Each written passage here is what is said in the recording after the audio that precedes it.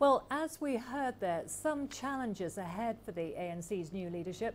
The party's National Development Plan was meant to grow the country's economy and create jobs. It's done neither. CGTN Sumitra Nydoo has that story. It's been 5 years since the master plan was launched in 2012.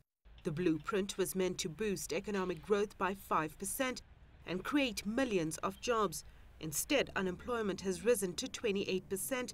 And economic growth is floundering around 1/3%. NDP never took off, really, because the very champion who ought to have led the drumbeat for it was not involved in its making and was indifferent after it was in place.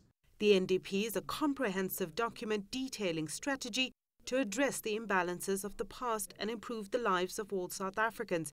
But experts say the plan is based on 5 to 6% growth. One of the big problems with NDP is that when they talk competition, they only ever focused on sectors where they felt government had a monopoly, meaning it was a way of introducing background privatization to say, you know what, we're going to talk about competition in the economy. We're not going to talk about the fact that there's collusion, there's cartels, there's cartel behavior.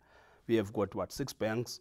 No one wants to talk about the financial sector. The economy growing at less than 1% makes the plan unworkable. The National Development Plan is based from the already existing policy framework.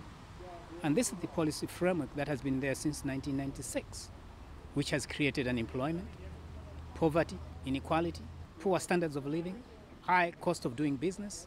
Nothing has changed. It needs to be given a new lease of life. It needs to be revamped. And some new macroeconomic policies need to be dealt with in the context of this demand for a speedier transformation, a need for a growing economy that produces employment. Analysts often praise the ANC for its strong policy, but they're equally critical of the party's lack of implementation and follow-through. We need to revisit this document. It is failing us. And unfortunately, going forward, the people of South Africa are starting to run out of patience. They no longer want to hear excuses now. They want solutions.